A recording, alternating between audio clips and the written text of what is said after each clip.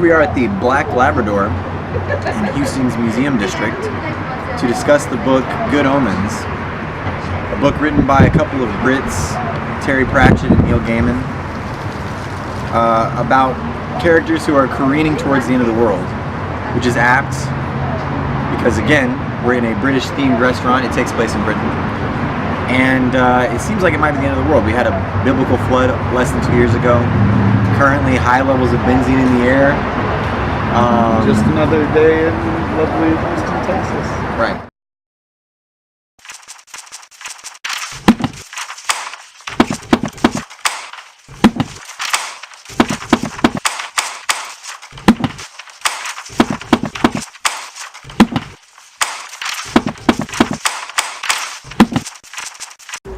Here with my friend Dan Clayson. Friend is a strong word.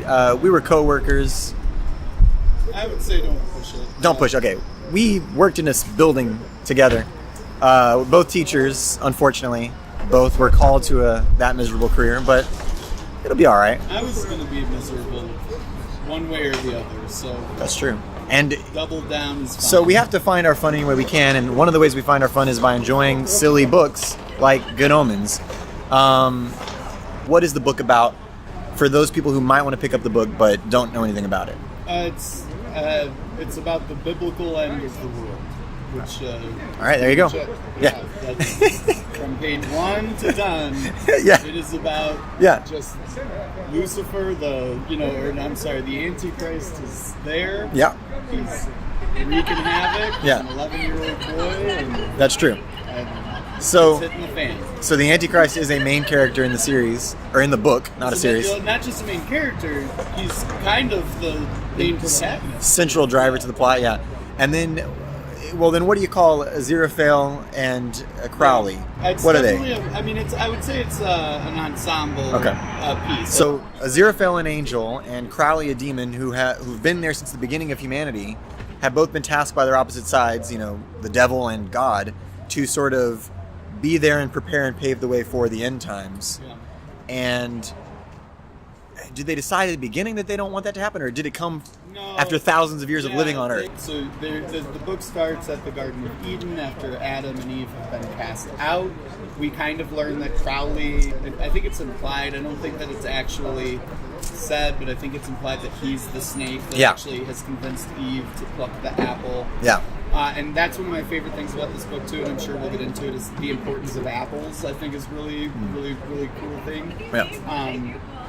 But yeah, so the book starts with them kind of sitting on the edge of the Garden of Eden and watching Adam and Eve having been cast out, and they're having this kind of philosophical conversation about the nature of what it means to be human. And Crowley suggests that he actually did these humans a favor by giving them the opportunity to truly reach their potential of what it would mean to be human. And then Aziraphale kind of sheepishly kind of says, he's like, Crowley says to him, didn't you have a flaming sword? And Aziraphale kind of comes clean and says, well, they look so cold and she's got a baby on the way, so I gave them my flaming sword. And the book kind of starts with he's good to a fault, right, it kind of inverts the entire expectation right away. Crowley kind of says, wouldn't it be funny if I as a demon did something good and you as an angel did something bad going against the will of God? And Aziraphale says something really effective, like, not funny at all. Yeah. But that's what this book is so great for, is it takes any expectation you have of God is good and Lucifer and the devil are bad, and it kind of inverts it on itself and kind of plays with that.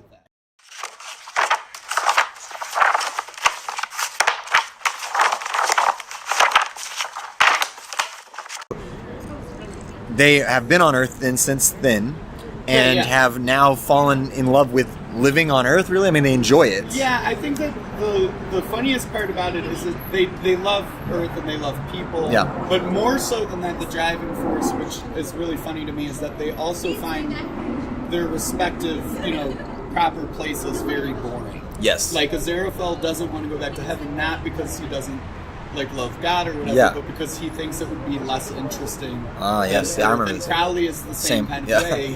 He's like, and his hell is his. Hell is pretty bad. So I don't think he wants to go for other reasons. So they I can't remember if they decide to start sabotaging and changing things day one of the plan, which is to have a switch at birth. And I don't think this is really a huge spoiler for the book. No, there's the kid who's supposed to be the Antichrist, who is the Antichrist. Does Crowley engineer the switch, or does it just happen accidentally? I think that they have a separate plan, but this is the beauty of the book, right? Yeah. Is that like even the gods don't know what's really happening. Yeah. And like that's kind of the wink and the nod to humans is like we kind of, I think, get into this mindset sometimes that like, you know, God has a plan, so whatever I do, it's part of that plan. Yeah. And like this whole thing is like, yeah, but God's plans are as fallible as yours or mine. So what happens is Crowley gets word that the Antichrist is going to be born. Yeah. And he goes and meets Aziraphale, and they kind of discuss this idea of like, okay, well, we can't just stop this. Like, we can't take the baby and switch it out. So they're going to go along with the plan. But what they initially want to do is that it's going to be raised in America, and it takes place at the Satanic Nunnery.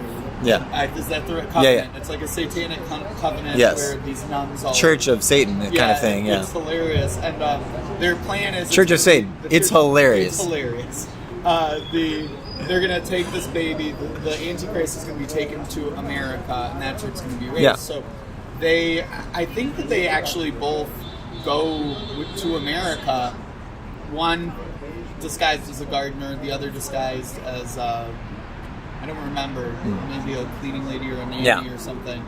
And they're just trying to influence the Antichrist. And their belief is that if they are both kind of equally influencing this baby, that it won't really know how to be the Antichrist. But the problem is there's a switcheroo. Yeah. And they're influencing a normal baby. Human, yeah. And they're the literal devil and angel on the shoulder of a normal kid. A normal kid, right. And the Antichrist is in England the whole time, and no one knows. Yeah. No one knows. The gods don't know, the angels don't know, the devils and the demons don't know. And so then I think, that's pretty much as we can explain without giving away too much. Right. But basically, the end times come, and all these prophecies and biblical things start acting themselves out under the understanding that it didn't start off the right way, and so there's all these kind of comedy of errors, really.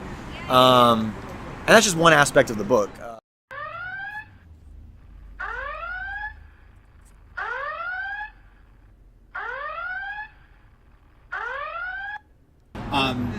One of my favorite characters in this book is Dog. Dog, yeah. And I think that like that's one thing we're willing to give to. I hope let's give it as a nugget. Yeah, go for it. Yeah. So Adam is the Antichrist, and he's living in London, and he's basically promised as an 11th birthday gift. He's kind of coming to age in his 11th birthday. Yeah. But he doesn't know he's the Antichrist. He doesn't know he's the Antichrist. So he's it's foretold, I guess, that on his 11th birthday he'll receive a hellhound, and he gets to do two things. Now, if he knows he's the Antichrist, he can decide what this dog looks like the form it takes, and he gets to name it. And whatever he names the dog is going to bring about the end. So if he names it war, or if he names it plague, that's what's going to bring about the end. So he's sitting in his tree fort with his little rapscallion friends, which they're a lot of fun too. Yeah. The them is what they're called. And and what he names it is basically so he's sitting there, and he's saying, I want a dog for my birthday, but my dad won't get it for me. And Dog shows up, this hellhound, this ferocious, death-bringing hellhound. And they say, okay, so what kind of dog would you want, Adam? And he basically describes like a toy terrier, like a small little, which is funny in of itself. Like, this is the dog that's going to bring about whatever, the end of the universe. And they say, like, okay, so what are you? So they find, like, Dog shows up, gets in their fort, and they're like, oh, well, here you go, here's the dog, what are you going to name him? And he names him Dog. So he basically has the power to name the end of the world, anything he wants in this dog, but he decides to just name it Dog, which again is really playing on this idea of like, okay, so if God has a plan and God decides every single thing that's going on, maybe the argument is here that God's divine spark is just the push we get, but then we're out in our own. Yeah. And like by naming Dog, he makes Dog. Like he just makes him a dog that like is just a happy little pup, and like, we have that power as humans, and I feel like that's something that the book is saying, right? Like that we do that all the time, but we take it for granted because we don't know our own power.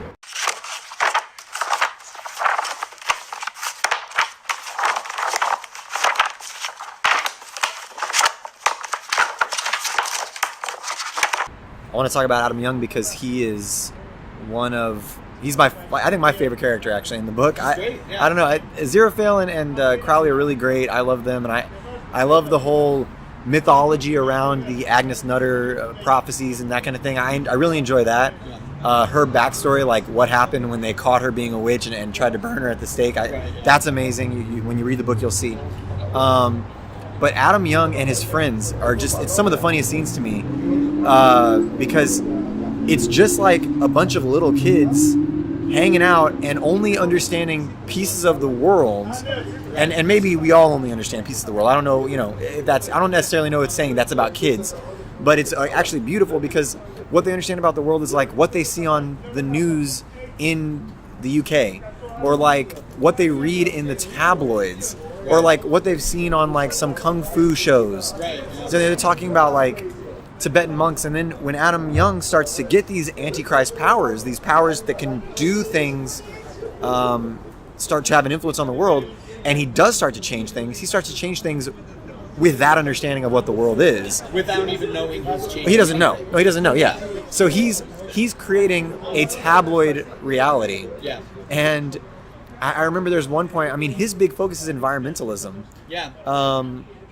Where he's basically saying like, oh yeah, I saw that the whales are being killed, and so he changes some aspect of the world about whales, and he says, I know it's true because David Attenborough said it.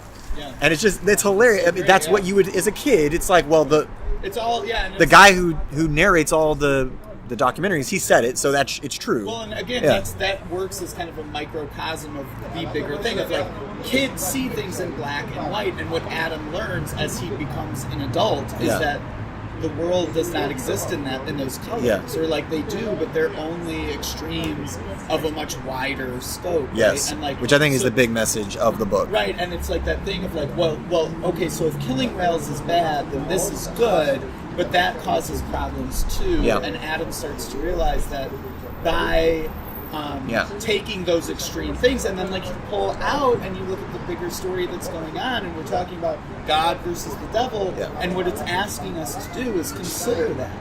We have to be conscious of that, of the dangers of teaching that like being human exists in good or bad. Yeah, and like monochromatic. Right, yeah. and it doesn't work that way. And like to me, that's why the story is so beautiful, is because it is a completely complex idea that you will never realize. Like the book is so smooth and so fun and so which is strange because it's written by two authors. Yeah. Who wrote it in the late 80s? Yeah, I think late 80s. And so they were exchanging floppy disks. They were sending floppy disks by mail to pick up.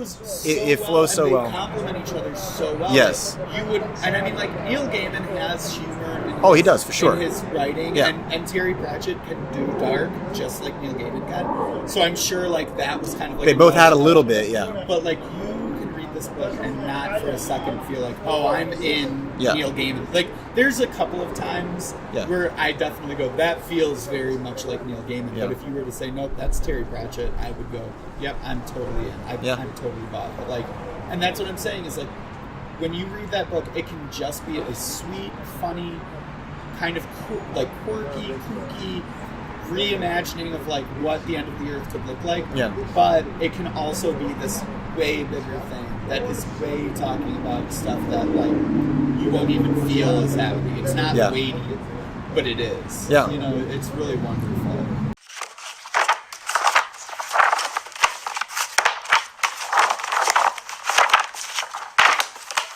Happy that Amazon is creating the show, Good Omens, starring amazing people. It's going to be, I hope it's going to be good. It hasn't come out yet, but it looks good. Because I feel like the internet, while it was supposed to be, and social media, while it was supposed to connect us more and supposedly be more informative, I feel like it has done a better job of putting people into boxes and railroading people, so that like if you have a person, a figure, a political figure, who says one bad thing or one good thing even, and that's what becomes viral about them, then they are seen as either good or evil. Right. And it's actually, even though there's so much nuance in the internet, people don't do their due diligence. And I think that a lot of people get cast as this person is evil or this person is good, or I would vote for that person, but I read all these bad things about them. People are, I think, right now sort of obsessed with, and we talked about this before, but they're obsessed with finding the perfect ally, which I think Terry Pratchett and Neil Gaiman with this book would say that's not a person. There is no person who is all good or all evil. There's no perfect ally. There's no perfect enemy. Right. You know, I might almost argue that those guys would also argue the fact that you're looking for an ally is your problem, right? Like, okay. That the reality is that, like, if you don't like the way the world is, like, Adam commits himself to going out and doing something. He just learns that he's going to have to have his own. You need to be the change. You need to kind of be the person that decides who you are. I think that you're right. Social media and all of that is a really good tool for divisiveness, but I also wonder, you know, I kind of feel like people who are divided like to be divided sometimes. Like, people often don't want to meet in the middle or say, like, what is this? Yeah. What is this human part of you that makes you feel that well, way? And they want that person to come over to their side, and you see it all the time. I mean, like, I'm gonna argue, like, so you. Well, it's also easy to cast someone as my enemy or cast someone as my friend. Well, it's easy to see things in those terms. Right. Well, think about it all the time, right? Like, we too often, I think, in this time, don't understand that I can humor an idea and not accept that. That's true. No, that's what I mean. We live in a world now where, like, the idea of even humoring the idea is a sin. Right. Right. And, like, as long as we are committed to that, which reminds me of mainstream religion, which is something that this book I think is kind of going at. Right. And I think don't even touch that, because if you touch that, you're going to go to hell. You're going to be evil. You're going to be whatever. And people want that. Like, the problem. It's easy. It feels nicer to have set rules and this is wrong and this is not.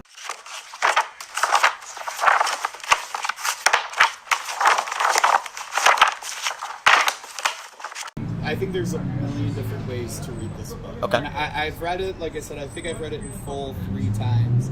I've listened to it once, and then I've listened to the play again. I've mentioned that earlier. So this was a book that I, in the maybe 12 or 15 years since I've read it, have revisited multiple times. So you're saying it's got good rereadability and... I mean, you know, I'll be honest, I don't know how heavy, I don't want to be, like, too heavy or anything on your show, but, like, I read this. If I don't like it, I'll cut it out. Right, so, and you can be the judge of that. I'm also going to, like, cut you out completely. Just cut me out. And I'm going to put a different person here with, like, lips moving. Better. Yeah. Just take me out. Yeah. Why did you make me do this? Yeah. But, like, so I read this book, I was 19, and one of my best friends had just died in a motorcycle accident. Okay. And that's not, like, so...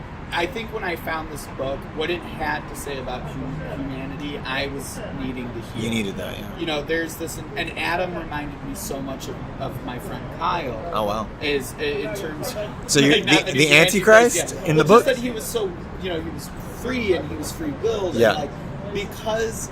That's the point, right? Like, he's really not the Antichrist, because the Antichrist has to decide to be the Antichrist. Oh, okay. And, like, I really think that what this book is trying to say is, like, we all have that conversation.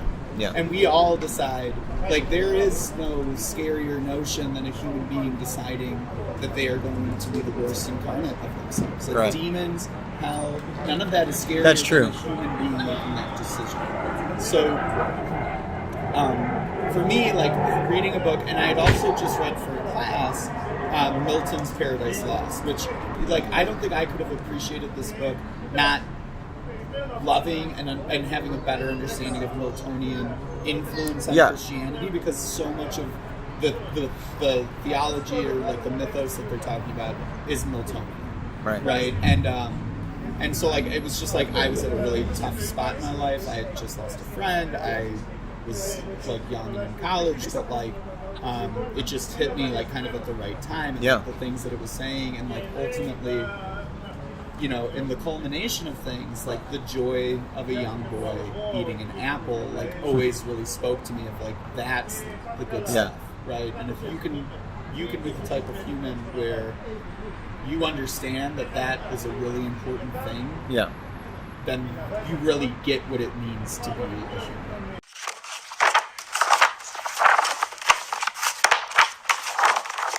I wonder if, obviously we've said that the authors don't want to say if there's good or bad, but would they say that we've done our best here today?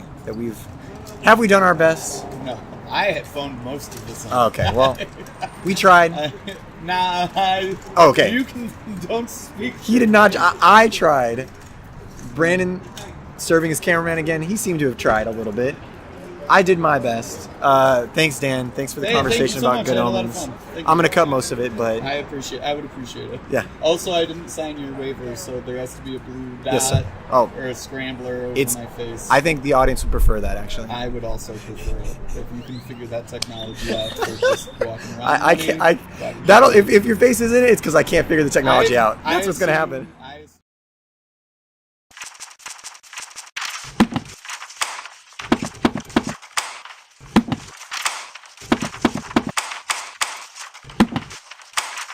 Too, as two guys who are spending time on like a Friday afternoon talking about a book.